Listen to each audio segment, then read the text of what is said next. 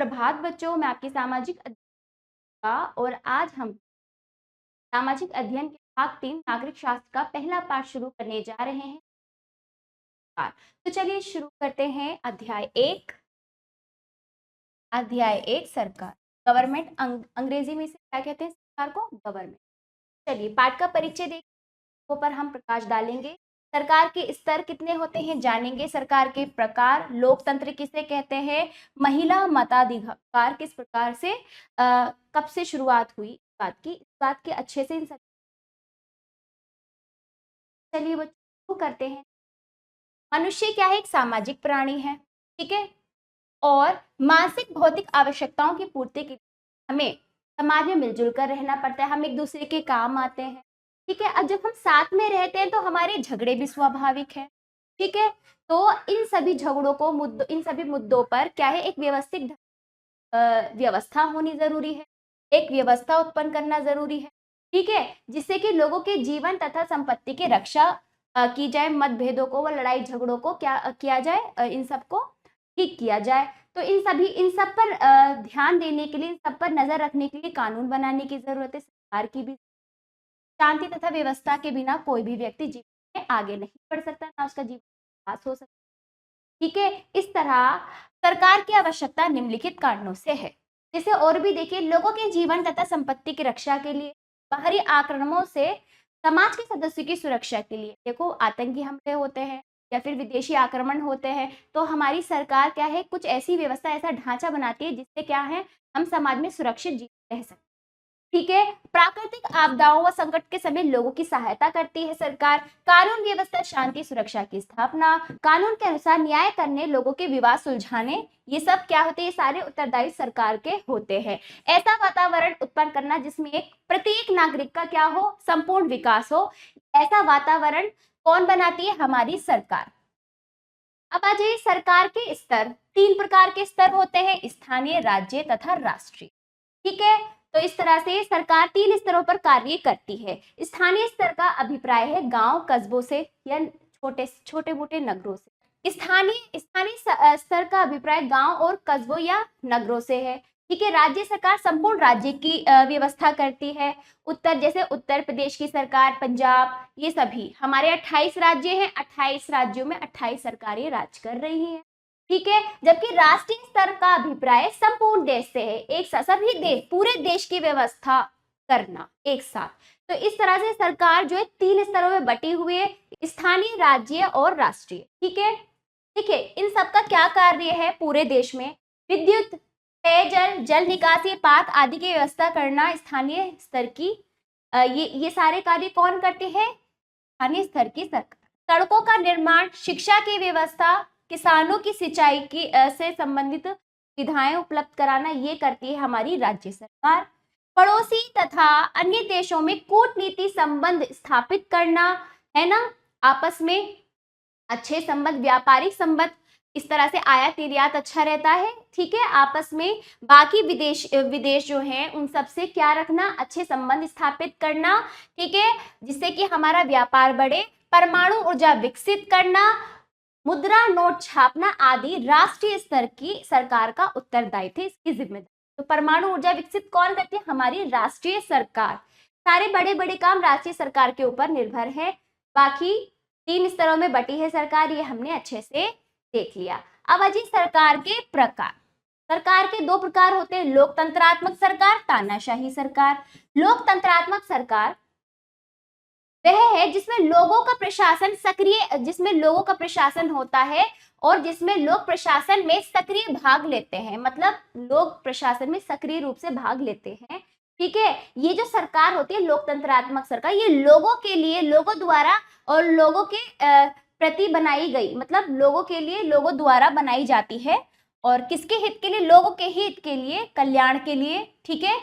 अब इस तरह से लोग क्या करते हैं, अपने प्रतिनिधि चुनते हैं, अपने पसंदीदा सरकार में लाने के लिए अपने पसंदीदा प्रतिनिधि चुनते हैं, जिससे कि लोकतंत्रात्मक व्यवस्था में प्रभु सत्ता लोगों में विद्यमान रहती है।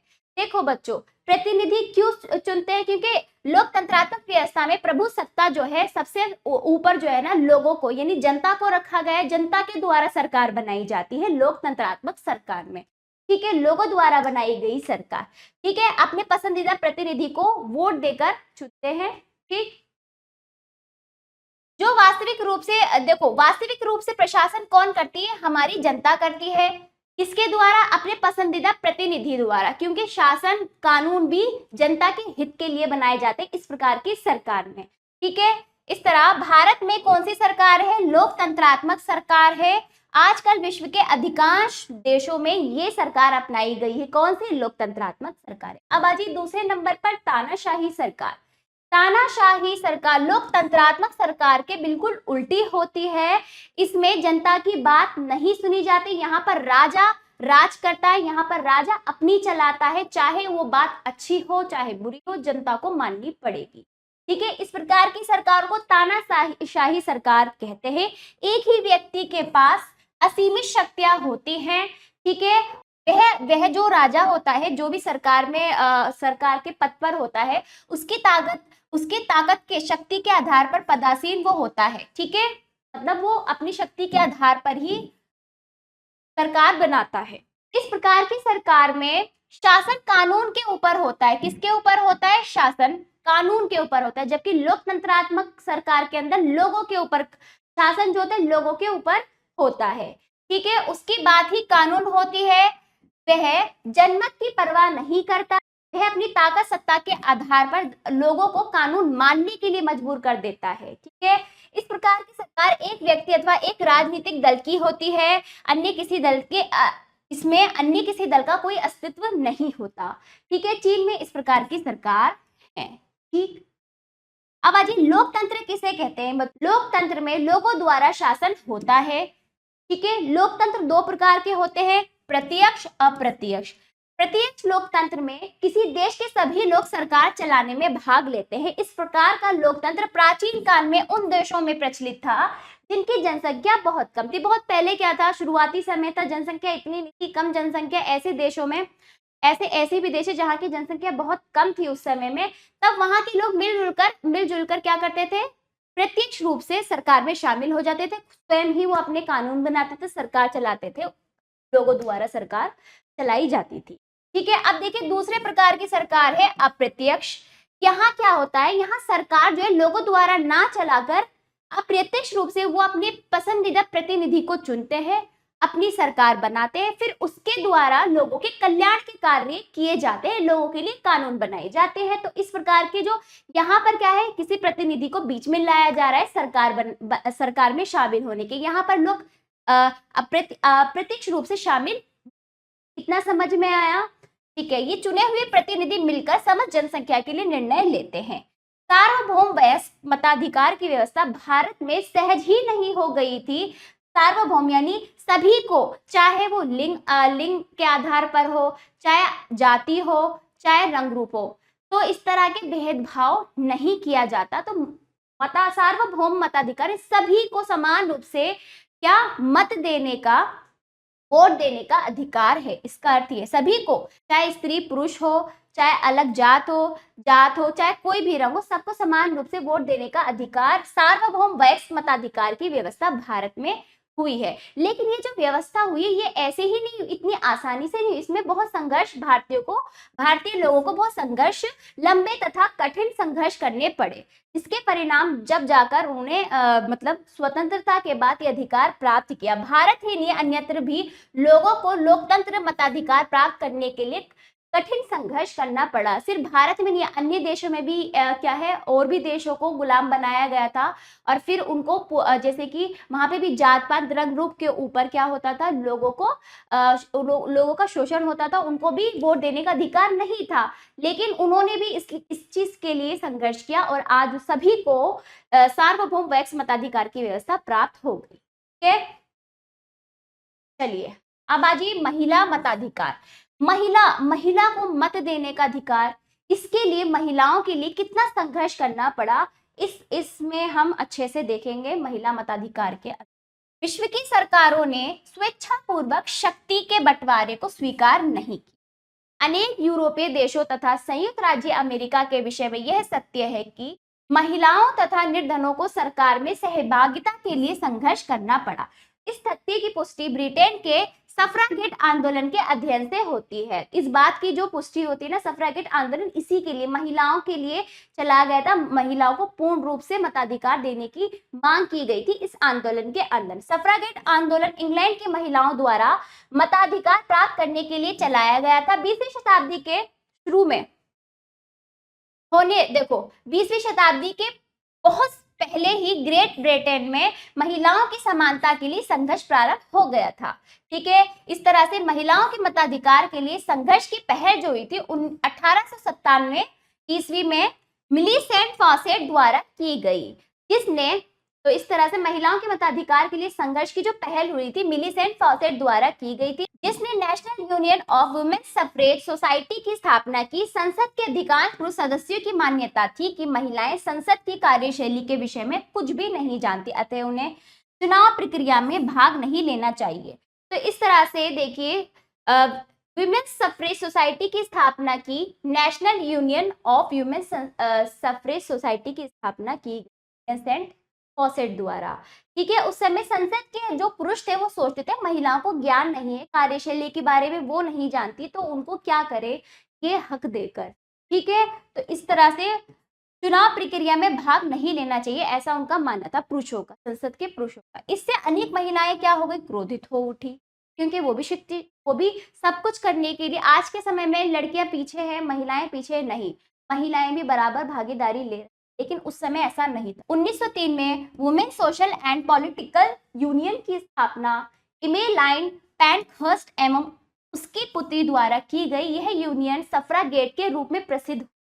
इस यूनियन के सदस्य अपनी मांगों की पूर्ति हेतु हिंसा के प्रयोग करने के लिए भी तैयार थे। तो अपनी मांग के लिए, हिंसा के लिए भी, हिंसा करने के लिए मतलब वो कई तरह से ऐसी चीजें करने के लिए तैयार थे जो सही नहीं थी, अपनी मांग पूर्ति करने के लिए हर एक हद तक जाने के लिए तैयार थे। ठीक है, हिंसा के लिए भी तैयार। सफ्रागेट आंदोलन ने देश का ध्यान 1906 ईस्वी में तब आकर्षित किया जब 1,25,000 आंदोलनकारी स्त्रियों के 300 सदस्य वाले एक प्रतिनिधि मंडल ने प्रधानमंत्री कैम्पबेल बैनरमैन ने महिलाओं के मताधिकार के लिए विवाद किया।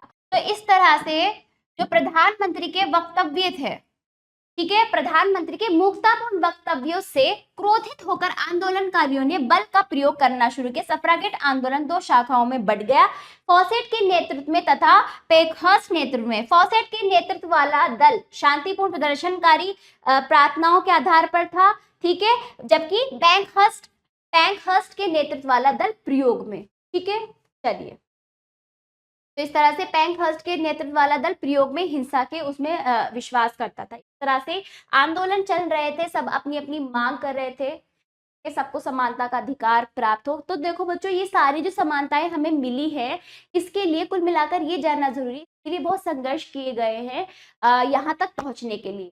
तो इस तरह से हम पार्ट में सब जानी तथ्य ज्ञान। देखिए, स्विट्जरलैंड में सन 1970 तक महिलाओं को मताधिकार से वंचित रखा गया था।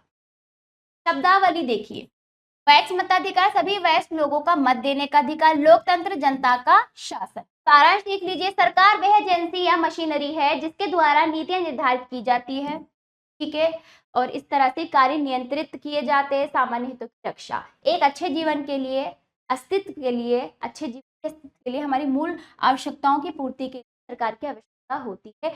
लोगों के जीवन तथा संपत्ति की सुरक्षा, बाह्य आक्रमण आदि, कानून व्यवस्था, इन सभी न्याय दिलाना, इन सभी उपलब्ध कराना, जन सामान्य की कल्याण सरकार के प्रमुख कार्य हैं। चलिए अभ्यास कार्य आ जाइए बच्चों।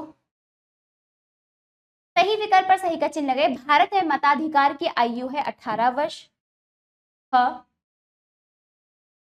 जिसमें लोग प्रशासन में सक्रिय भाग लेते हैं वे सरकार कहलाती है। सक्रिय भाग लेते हैं, लोकतंत्रात्मक सरकार। महिलाओं के मताधिकार के लिए संघर्ष की पहल करने वाले व्यक्ति का नाम मिलीसेंट फॉसेट। ठीक है, अगला देखिए, लोगों की संपत्ति तथा जीवन की रक्षा डैश बनाए जाते हैं। लोगों की संपत्ति तथा जीवन की रक्षा के लिए डैश बनाए जाते हैं, नियम और कानून दोनों। रिक्त स्थानों की पूर्ति कीजिए का देखिए प्राचीन काल में एक विशेष समुदाय का डैश होता था, लोकतंत्र होता था।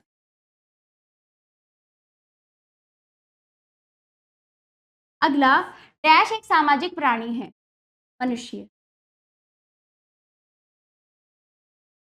ठीक, लोगों की डैश की रक्षा के लिए कानून बनता है, जीवन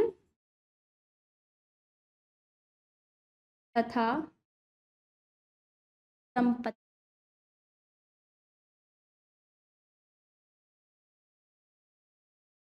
ठीक है, ध्यान नहीं था, जीवन तथा संपत्ति।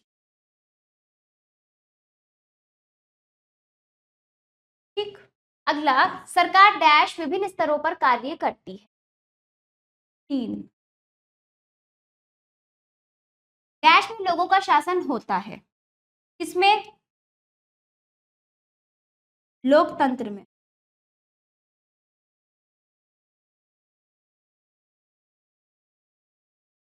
लोकतंत्र में लोगों का शासन होता है। तीसरा देखिए, सही वाक्यों के सामने सही तथा गलत वाक्यों के सामने गलत का चिन्ह लगाइए। लोकतंत्र के दो प्रकार होते हैं, प्रत्यक्ष और अप्रत्यक्ष।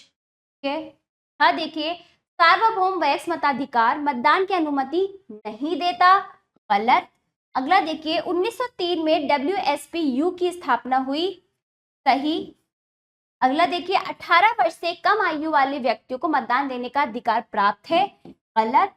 महिलाओं के मताधिकार के लिए संघर्ष की पहल 1897 ईस्वी में हुई, सही। इस प्रश्न अभ्यास 4-5 संक्षेप में और विस्तार में आपको इन प्रश्नों के उत्तर पाठ के अनुसार लिखित रूप में अभ्यास पुस्तिका हो, और आप ये अभ्यास भी अपने अभ्यास पुस्तिका अच्छे से अगले पाठ में। धन्यवाद।